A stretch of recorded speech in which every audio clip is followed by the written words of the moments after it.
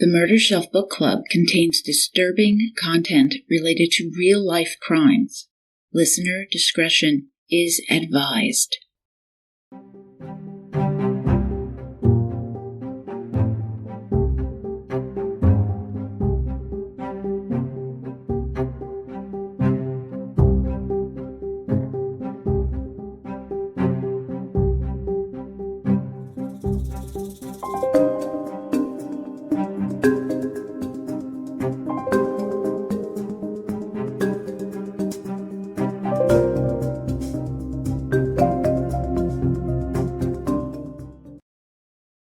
Welcome to the Murder Shelf Book Club podcast. I am your host, Jill. Murder Bookies, I am so excited to share that I completed some wildlife CSI training, something that I found to be incredible and just fascinating, and I couldn't wait to tell you about it. Today, I am thrilled to present special episode 125 featuring my guest, Sheryl Mac McCollum. Sheryl is an Emmy Award winner for CIS Atlanta, the director of the Cold Case Investigative Research Institute, a writer for Crime Online, and a forensics and crime scene expert for Crime Stories with Nancy Grace. She is also a CSI for a Metropolitan Atlanta Police Department and the host of Zone 7 with Sheryl McCollum, a phenomenal true crime podcast. And you are not cheating on me if you are listening to Sheryl on Zone 7. Understand that. And if that isn't enough, she is the founder and director of the Wildlife CSI Academy. Sheryl graciously invited me to join her on this weekend, and I can't wait for you to hear about it. So let me welcome Sheryl McCollum to the Murder Shelf Book Club podcast. Jill, I'm so happy to be here. I cannot wait to talk more about the incredible adventure you and I were on last weekend. I can't stop talking about the incredible adventure that we were on. I'm running out of family. They're starting not to take my calls. Well, me and Dr. Priya started talking to people at the grocery store, so I get it. Sheryl, just tell people what we were doing. Go. You invited me to this weekend. It was just incredible. Yes. So we started with a safari in Georgia, which is wild in and of itself. But we had this whole bus, Jeep, to ourselves just for experts. So all the experts got to be together, and we had the most incredible tour guide. So smart, so vivacious, so funny. She was perfect for all of us. But the Georgia Conservation Park has animals that are, Jill, how would you describe them? They look so perfect. They are well taken care of, well fed, clean. They're living their best life. Yes. I've been to several places. Georgia, we have red clay. A zebra's going to get a little, dusty. But these animals look like they had just come off the assembly line. They look so perfect. And just in their habitat, I don't even know how to describe it, Jill, other than just this amazing rolling hills, just full of beautiful trees and grass and landscape that I could sit and just watch for hours and hours and hours, and we did. Absolutely. You had me at giraffe. Absolutely. It was amazing. And then they had 2 little rhinos that are 4 years old. They had American bison. They had addaxes, which we got to talk about the addaxes, okay? Oh, yeah. I have never been so captivated by what, we were being taught. So all of a sudden there's this herd of bright white. In the beginning, I wasn't sure what they were. Jill, is that fair? That is. They kind of looked like antelope. They did. Not really. But they're so bright. And they're called addaxes. ADDAX. Y'all, there's only 30 to 90 in the wild, and we got to see 7 of them. So part of what this park does, they make sure that these animals are not going to go extinct. They are basically having a baby making party all the time on this park. And they make sure if there's a boy and a girl, they'll give them to another park to help increase the population. Then they'll have another set of babies and they give those to another park. So it's incredible to me that we got to see 7. I had never even heard of them. Correct. Our tour guide, Adeline, she gave us more information, more facts, more figures, more data than any tour guide I have ever seen, and did so with humor. Humor, and she knew the name of every single animal. Was that not the cutest thing ever? This one's Vader, and that's Verity, and this one is Vincent. Yep. She would say, look over there. There's Pasta and Bow Tie and Shoe and Coat. She was rattling off all these adorable names, but y'all, we're not talking about 15 animals. Yeah. She knew tons as soon as she saw them. But I'll tell you, Jill, the most impressive thing for me, were that herd of zebra, and she knew them apart. And y'all, she was really cute. At one point, she goes, hey, who is that? She goes, wait till he turns around. I got to look at his fanny. Because apparently the stripes on his fanny told her one versus the other, because these two look pretty similar, but I thought that was adorable. I fell out laughing. Mm-hmm. Who would think that the back end of zebras were so different that you could tell them apart that way? Most of them, she knew their faces.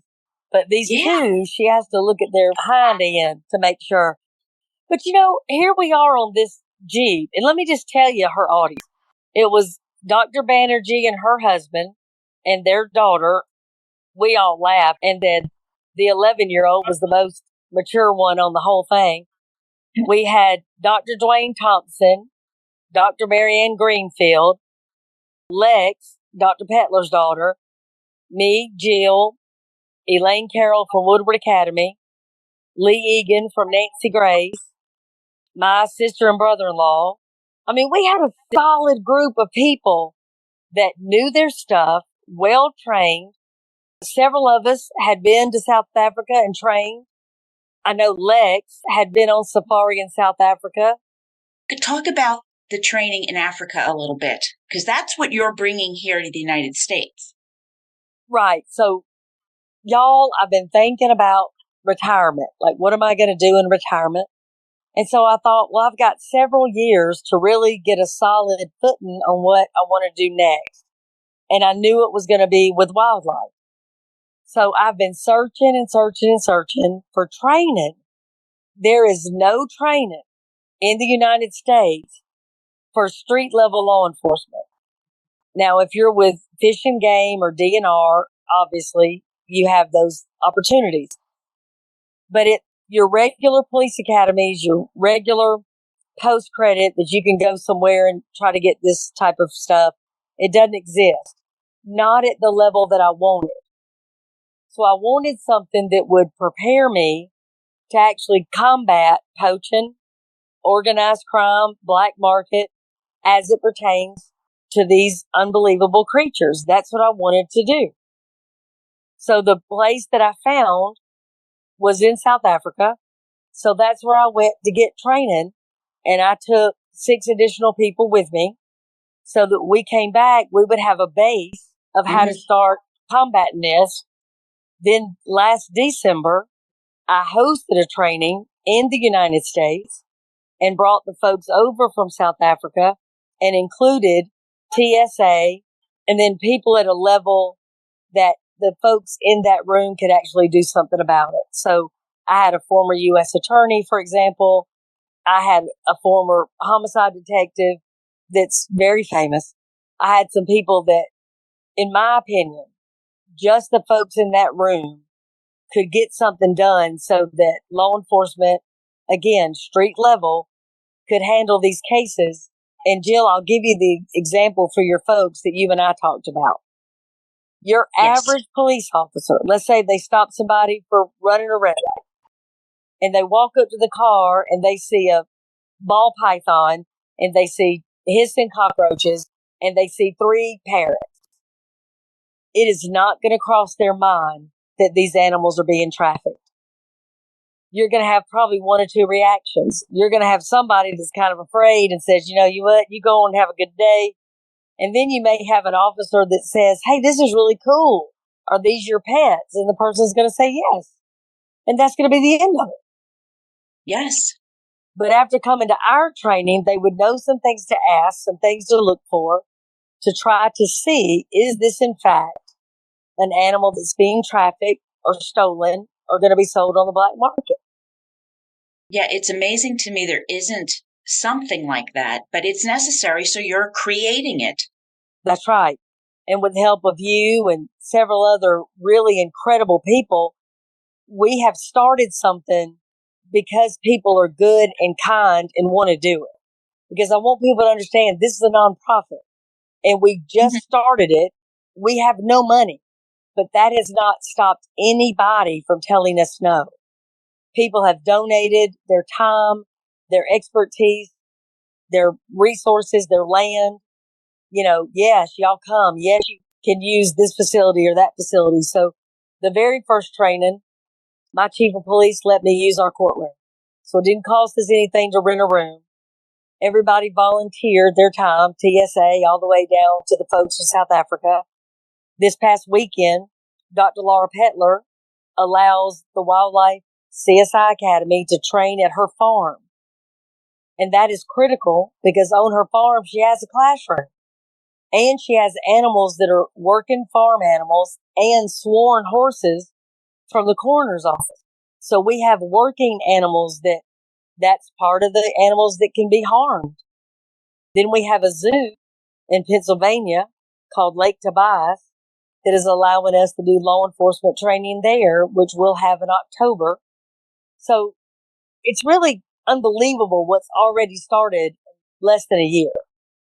I think it's phenomenal that you included me in the conservation end of it. Of course. Oh my gosh.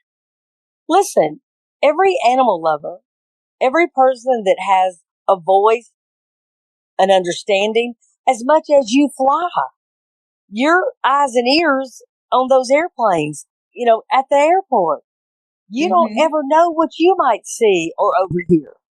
And here's the really cool thing. The traffickers that poach these animals use the same route as the people involved in human trafficking. So if we can bust up one route where people are shipping elephant tusks or rhino horn, then by proxy, we're helping an 8-year-old girl or a 15-year-old boy. It's a circle of life. That's perfect. Stop it, bust it up. So it's amazing to me, the goodness of people. And I'll just tell you, this weekend, we had Dr. Priya Banerjee. If you don't know that name, I guarantee you've seen her. She's been on every show you can think of. She was on Court TV this morning. She's been on Nancy Grace. She's been everywhere about every case you can imagine. She's done hundreds and hundreds and hundreds of autopsies. She does case consultation. She does case review. She's a forensic pathologist. And I'll just tell you, I think she's one of the top 5 in the whole world. And Jill will tell you just how smart she is. Yes. It was, at first I have to tell you, I was a little intimidated. She is the warmest, most caring, friendly, wonderful person. Hey, I was in a car with her for 5 hours. You get to know people in a car for 5 hours. So impressed with her. Don't you talk bad about me, Jill. My road rage, my drinking, my smoking, my cussing. Hey. What goes on in Atlanta stays in Atlanta. and Monroe and At Greenville. Monroe, yes, absolutely. We had a ball. Her presentation, for me, a total layman here. I followed everything she said. What a teacher. Mm-hmm. When Jill said that Dr. Banerjee is warm and just caring, I can clear it up for y'all. At the farm, there were some puppies. And Dr. Priya picks one up, loving on it, adorable. Y'all, they bonded instantly. Jill, tell them about the training when she stood up and spoke for 4 hours. She's speaking about autopsies. Because of this training, I can now differentiate. I, Jill, no medical training whatsoever, can look at a bruise and look at livor mortis and tell one from the other 100% without question. And while I'm learning this, Dr. Priya has this puppy curled up in her neck, cuddling this puppy during this entire presentation. And we're talking about dead bodies, autopsies, necropsies, anomalies. Yeah. And here she's cuddling this puppy. Well, the presentation, the topics were not as daunting. And that's not the only puppy going around. That's right. So she made it where other people felt comfortable to go get a puppy and hold it. And those puppies were passed around the whole time. And I am telling you, without question, it's one of the most relaxed and calming trainings I've ever sat through in my life. But Dr. Priya and that puppy bonded before our very eyes. Oh, yeah.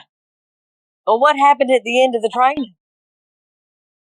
Well, are you going to let a puppy that you've bonded with stay behind?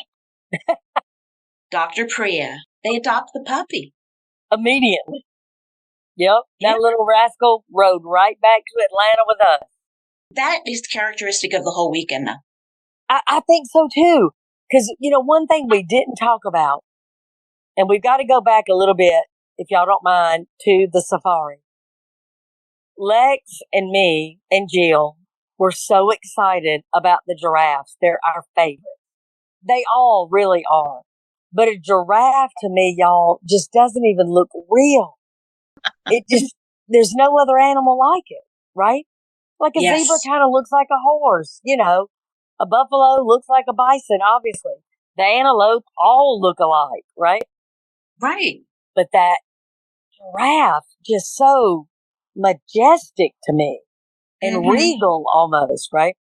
Well, the little rhinos, like I said, they're only 4. Well, the giraffe could reach over and nudge him and play with him. And we were like, oh my gosh, that's the cutest thing I've ever seen. But wait, was it the cutest thing we've ever seen? Because then this 4-week-old American bison starts walking over to meet their new friend. Y'all, it was like a children's book has come to life. I've never seen anything more adorable. Well, it looked like that little one was just saying, hey, yep. I haven't been around very long. I can see you now. I'm going to go over and visit. Yes. Well, Mama was saying, not too far. Well, then the other baby had to go see what was going on. And the other, next thing you knew, you got that everybody is a prey for us. It's something else, just something else. And, here the little water buffalo was playing in the mud. That's the cutest thing. Just mud all over him. Yes. And then the zebras come up to us. Oh, but did you see Mama react then? She's like, not too far. Very protective Mama there. Very protective.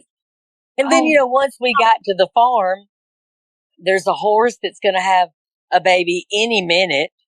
And that was just lovely to be able to love on her for a minute. And she came right up to Jill. It was so sweet. Oh, between that, the puppies, the barn cats. The barn cats. I mean, they're just, there's no words for what this weekend really was. There just isn't. Since the foundation of wildlife CSI is protecting these animals, that we were just inundated with animals. Right. It was absolutely perfect. It put you in the right frame of mind. Right. It made you realize how truly important this is. You hear about, trafficking, butterflies. You were talking about it on Zone 7. Mm-hmm. Insects. I mean, you kind of hear about these things occasionally. Tortoises. But you don't realize the scope. I had no idea. And just the meanness. Like with the sharks, they're just going to cut their fin off and throw them back. I mean, now they can't swim. They can't survive. They're in pain. And you did that for no reason. They are one menu item. Menu item. This isn't for survival. This isn't for food. This is like some appetizer that, cost a bunch of money. It's not for the betterment of anything. It's just straight up, in my opinion, mean. And like you take the horn of a rhino or a tusk of an elephant, or you cut the paws off of a bear or a tiger. You're only doing that for some bogus trophy. And I'm going to tell you, if Hollywood could get behind poaching like they did those fur coats, this thing would be sewn up pretty quick because you don't see a fur coat anymore. No, it's done. It's done. Yeah. And to me, anybody that walks into a law office or a doctor's office or, their real estate agent or anybody, if they've got anything that is illegal, again, I am not talking about legal hunting. I'm talking about poaching, animals that are going extinct, illegal hunting, that you've just got these elephant tusks or a sea turtle shell. You should not do business with that person. Oh, I agree. We should do everything we can to shut this down 360, not just the airport and the ship and the train. Shut it down from every level. And we have somebody famous that is helping us. Lana Wood, Natalie Wood's sister, who was a Bond girl herself. Mm-hmm. She is all about it. So she's going to be doing a campaign for us. And she is one of the biggest animal lovers I've ever met. And so was Natalie. That is phenomenal. Mm-hmm. Lana must have a huge, huge heart. She does. She did a photo shoot in the 60s where she had a leopard. It's one of the coolest photo shoots I've ever seen. So what we want to do is try to reenact it with her now in her 80s. And the tagline is, I've loved them my whole life. I'll protect them for the rest of it. Oh, I love that. Yep. It's awesome. So your next training is going to be at Lake Tobias. Correct. In Pennsylvania. So Jenna Tobias is somebody that you and I met through CrimeCon. And we were talking, and she kind of knew about the wildlife. She had seen some things on social media. But she was talking to my husband, Walt, and she said, well, I grew up in a zoo. Well, honey, Walt couldn't wave me and you and, Lisa and all them over fast enough. And he's like, tell Sheryl what you just said. Tell her what you said. And when she said she grew up in a zoo, I'm like, okay, A, I would have never moved. I would still be there. And B, you need to partner with us because we need a training facility where law enforcement can see these animals up close and learn the tracks and learn everything about them. Everything from what their poop looks like to what their hair looks like under a microscope. And she said, we can make this happen. And honey, she has made it happen. Her family is so fantastic. So that's where the training is going to be housed in October.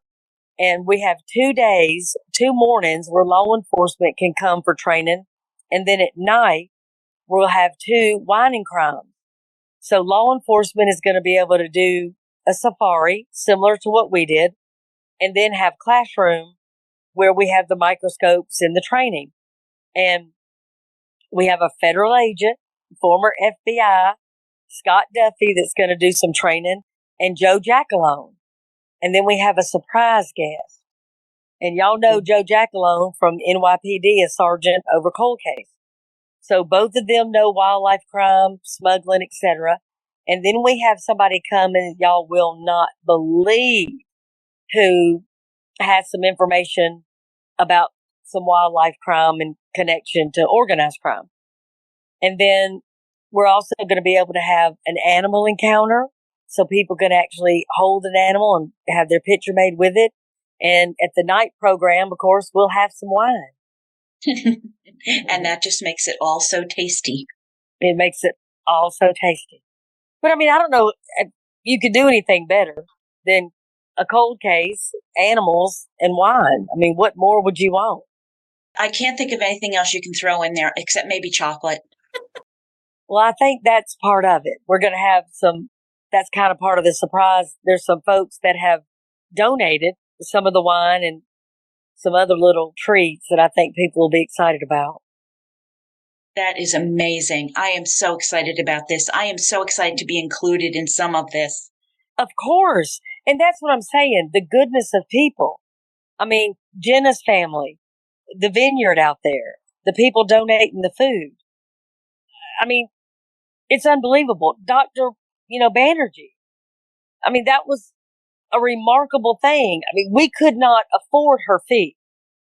Oh, no. But I mean, a hotel room and whatnot, we can swing that. But she is one of the most generous and kind-hearted people. She should be on vacation now. She's done with all the trials for the summer. She's done with all the, secondary consultations for the summer. But she made not only a trip to Atlanta to train law enforcement on autopsies and necropsies, she rode in that car with me and Jill and Walt and David and Dia all the way to North Carolina and back to do that for the law enforcement in North Carolina and the coroner's office. Remarkable. Incredible. How can people support this more? Well, we're a 501c3. If they want to donate money, or if they want to donate something that we can auction off, or they may say, I can't come to Pennsylvania, but here's $5 to go toward educating a police officer. So anything they want to do, we would welcome it happily. If they want to send something for the horses, if they want to send something for the conservation park, we'll make sure they get it. If they want to send something to sponsor somebody training us like Dr. Banerjee, any and all would be welcome. Or if they have an expertise or some type of animal, or they are associated with a zoo or an aquarium where we can come get some training and then do a training, it's all good. We welcome all of it. So we have the Cold Case Investigative Research Institute, which is also a nonprofit, but those are cold cases where we help law enforcement solve crimes. The Wildlife CSI Academy, we train law enforcement to investigate crimes related, obviously, to wildlife. Absolutely phenomenal. I'm so excited about this. I think it is going to take off and be something truly, truly special and unique. Yeah, it doesn't exist anywhere. We're the first to do it. And law enforcement has been overwhelmingly just eager for it because, again, who doesn't want to go to a zoo? I mean, if your option, I want to go train at the Standard Police Academy, or I want to go train at a wildlife park. Come on Sheryl, now. We just had Ed the zebra. Yes. Tell him about Ed the zebra. So this wonderful family obtains a zebra, and while they're trying to put it into the fence at their farm, he gets away and he runs. Well, they can't catch him. Nobody can catch him. Well, I'm calling my buddies that are in law enforcement in Murfreesboro, and I'm like, hey, y'all need any help? And they're like, we don't know what to do, which we already knew that was the answer. And they don't know really how to go about trying to even wrangle him, capture him, Well, it just so happened that when we were in South Africa, there was a few things we learned. And Dr. Laura has got a buddy that's got some zebras, and she had some information. So I was able to not only talk to law enforcement and give them, we hope, was some help, but I was also able to speak to the family and give them some things that we hoped would help. Well, the first thing we told him was he's going to run south. They run south. And he's going to be by a water source, and he's probably going to be in some woods so he can stay cool. And he'll stay right around there as long as he's got a little something to eat in that water. Well, sure enough, we know that turned out to be true. He went straight south for those several days. The other thing we told him, and I asked him, the owner, I said, well, what does he eat? And they said, well, alfalfa. And I said, well, honey, put out some bait. I mean, I'm Southern, you're Southern, you know about that. Well, sure enough, that's how they ended up getting him to come out, was that alfalfa. Well, Laura's expert said something that none of us had ever heard. She said, go get a donkey, because zebra are herding animals. They'll want to herd, but instinctively, they are not afraid of a donkey. Well, see, they had canines out there. They had other horses out there. Well, he just kept running. But that donkey, he wouldn't. Now, the only problem is where they were. The donkey wouldn't have really been safe. They were kind of quasi close to a highway, but they would have had to tether the donkey somehow to get him for the zebra. That didn't turn out to be something they could really do where he was. However, it's good information to have in your pocket if something else were to occur, that you needed it. Right, absolutely. Because I love my research, I looked up about a month ago, I think it was in Alabama, a kangaroo got out. Correct. Caused several car accidents, made a huge mess. And kangaroos are illegal. Mm-hmm. You're not supposed to have them. But this is not something that's like once a year, an animal wanders away from where it's supposed to be. You can have a zebra in Tennessee now. They didn't do anything illegal. It was literally just like if your dog got loose, or, you know what I mean? But they didn't know how to, get him secure safely without causing, more harm. But they did a great job, and they had some help with the people y'all all saw, I'm sure, with the helicopter, and got him and took him to safety. So all good. But I'll tell you, when you start looking at these crimes, and when I say, sometimes law enforcement just puts their hands up. I mean, other than sometimes taking them to some type of wildlife rescue type center, they don't know what to do with them. Well, if y'all remember that story in Florida where the man's driving down the road and he sees these two little bear cubs and they seem kind of friendly, and he gets out of his truck, and sure enough, they come right up to him like happy to see him, almost like wanting to climb on him and play. He calls a buddy of his in the sheriff's department. He comes out there and they're like, what in the world is going on? And the bears looked weird to them. They weren't the right color. They weren't like a typical black Florida bear, Mm-hmm. Turns out they were Kodiak. Well, they're from Alaska. How in the world did they get to Florida? Well, one, they didn't legally, because you're not supposed to get them out of Alaska. Well, there was a man living out there somewhere in the woods, and he was a self-proclaimed bear trainer. Well, he didn't know that Kodiaks have to stay in a cooler climate either. Duh. Or didn't care, and that's the issue. Right. And so there was another situation where a zoo had somebody cut the back fence, and a leopard just walked right out, which is what they wanted. There's stories all over the place where people go into a zoo with a backpack and steal a monkey. I mean, it happens all the time. We even had a huge heist at a bug museum. Oh, my God. I wrote a story on it for Crime Online. I was the only person talking about this bug heist. And everybody's like, why do you keep talking about these bugs? And I'm like, because it's not just the bugs. These same people would be trafficking whatever animal they could get their hands on. This just happens to be an 8-eyed spider. But I'm telling you, this is the underworld. This is the organized crime of it that people are missing, because these just happen to be bugs and insects. So it's not a big deal, but it had to be an inside job. I mean, I was Yes. real clear that it had to be. Yeah. Yeah, definitely. For the average person out there saying, I don't have a giraffe in my backyard, or I'm not finding Kodiak bears in the bushes, what about just people who are, like you said, mean, who Mm-hmm. shoot your cow, Mm-hmm. poison your dog? Mm-hmm. You either live near a zoo, aquarium, an airport, a police horse, a police dog, a working farm. You are somewhere near an animal.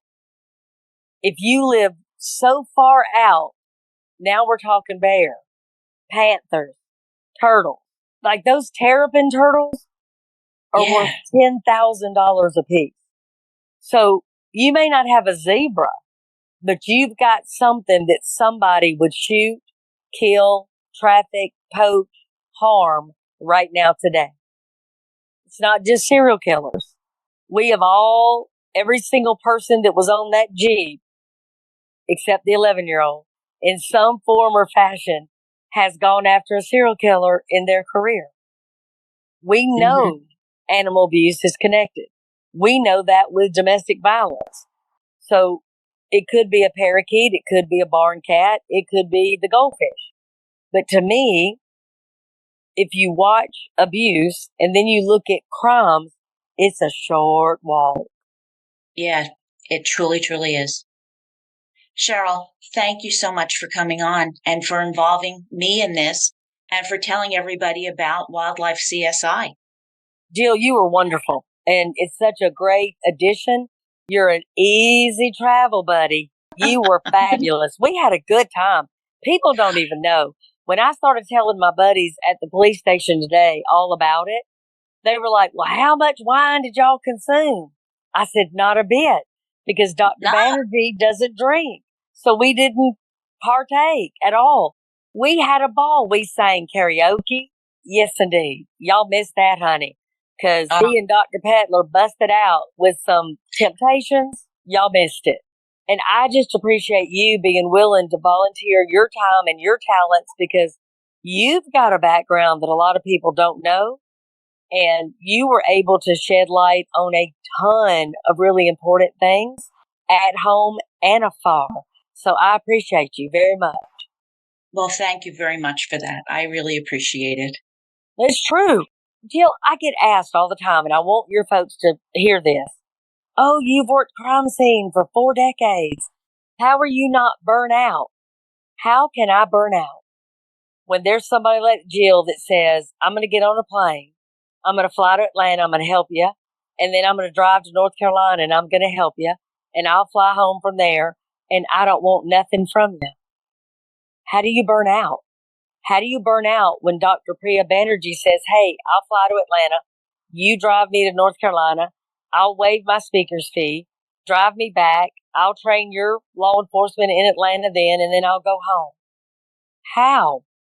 How do I burn out when Dr. Laura Pettler says you can literally use my home? Come on now. There's no burning out. I am surrounded by heroes all the time. And I am grateful every day. Well, thank you for that. That lifts my spirit, my heart. Thank you. Thank you for including me in that. It's the truth. You watched it. You were part of it. And now there's a puppy that's got a new home. There's a pony that's about to be born that's going to have a new fabulous career. I mean, it's unbelievable to watch these horses wear these badges.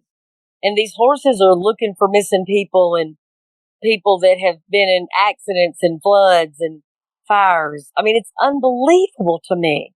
So we're in good company, sugar. You know, we all work. We all sometimes have sad, horrible things happen, but this is a natural balance.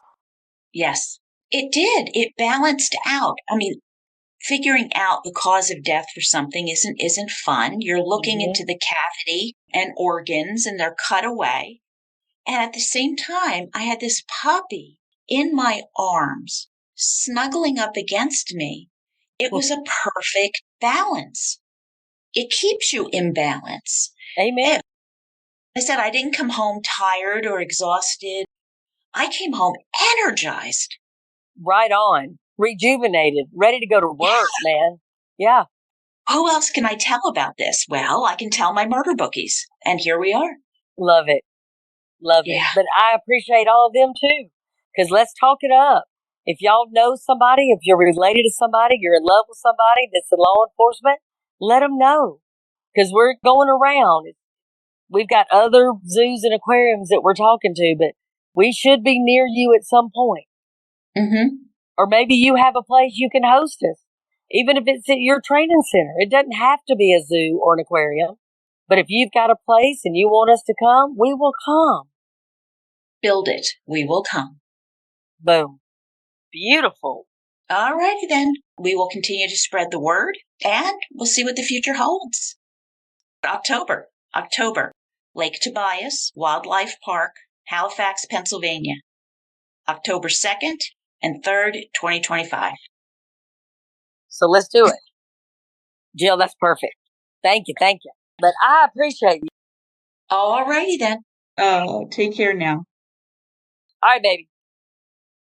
Oh my gosh, I am so grateful for Sheryl coming on the podcast. I am struggling to find the right words. It was such a significant weekend doing wildlife CSI. I mean, who gets to hang out with giraffes, zebras, Sheryl McCollum, Dr. Laura Pettler, and Dr. Priya Banerjee, learning about autopsy and necropsy? I don't know if we mentioned, but a necropsy is actually an animal autopsy. And listen, this is an important part of investigation. So was the dog next door poisoned by a violent neighbor, or could it have been a stalker? Is this tied into some other crime investigation? You have no idea, but that's what we were talking about. Now, you heard Sheryl McCollum. If you are law enforcement, or you know someone in law enforcement, or if you love somebody in law enforcement who needs to attend Wildlife CSI, please let's get a ticket. If you're a nurse or an EMT, you could benefit from some training too.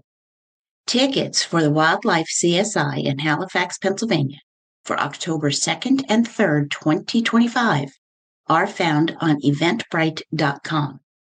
Just search for Wildlife CSI in Halifax, Pennsylvania. If you can somehow help out, if you can donate money, if you can donate space, time, expertise, then you need to connect about this. You absolutely need to do so. You can find Sheryl on Zone 7 with Sheryl McCollum, a fantastic podcast, one of my favorite. And then on Fridays, she does Roundup with Nancy Grace. I sincerely hope that you will support the partners in this endeavor to protect the animals, whether they're reptiles, mammals, birds, insects, fish, and the critically endangered, like the addaxes, with 30 to 90 left on the planet? Oh my God. Now, both the Georgia Safari Conservation Park in Madison, Georgia, and the Lake Tobias Wildlife Park in Halifax, PA, are actively working with Sheryl to train law enforcement to keep these animals safe and know what to do when they encounter them. These parks are very family friendly, so bring the kids. They will love it. And Lake Tobias has this cool self-driving safari that is only available in April and November. So start planning your trip today. Now, I have posted many of my photos from Wildlife CSI on X, Facebook, Instagram, on my Patreon, but especially on my blog at www.murdershelfbookclub.com, June 2025. Now, I mean this from the bottom of my heart. So part 2 in our latest true crime book, The Five, is coming. I diverged and I do apologize, but I had to tell you about this. So next week, not 2 weeks from now, next week, I'll be dropping episode 126, titled Women with No Voice. In this episode, we're going to continue to explore the lives of Jack the Ripper's victims. In part 1, we looked into the lives of Mary Ann Polly Nichols and Annie Chapman. Part 2 will focus on Elizabeth Stride and Catherine Kate Eddowes, along with the intensifying Ripper investigation. Now, don't forget, I'll be on Creators Row at CrimeCon 2025 from September 5th to 7th. And if you need your badge, you can save 10% with my code. One word, all lowercase letters, Murder Shelf. Zone 7 with Sheryl McCollum will also be on Creators Row, so come find us at CrimeCon in Denver. I see you as you hear me. Thank you for listening, and a special thank you to my Patreon supporters, the Murder Bookies who helped me select our next book. Also, I want to welcome Vicky and Jose to my Patreon. So our next book is A Dark Night in Aurora, Inside James Holmes and the Colorado Mass Shooting by Dr. William H. Reed. Difficult story, but it is important to remember what happened and to honor the victims. On July 20th, 2012, a man in dark body armor and a gas mask killed or injured 70 people at a movie theater in Aurora, Colorado. Surprisingly, he was taken into custody alive. Only one forensic psychiatrist had access to James Holmes, and this book reveals what he discovered. I will also reference Aurora, the psychiatrist who treated the movie theater killer, tells her story, by Dr. Lynn Fenton, who treated Holmes prior to the shooting. Now, there'll also be some other special episodes popping up, so be sure to subscribe so you do not miss a thing. You can contact me at jill@murdershelfbookclub.com or find me on X, Facebook, Instagram, and YouTube. Additionally, you can join my Patreon for just $4 a month and help choose the next book I'm going to feature. Don't forget to use my code, MurderShelf, when you buy your CrimeCon Denver badge. I will see you in Denver.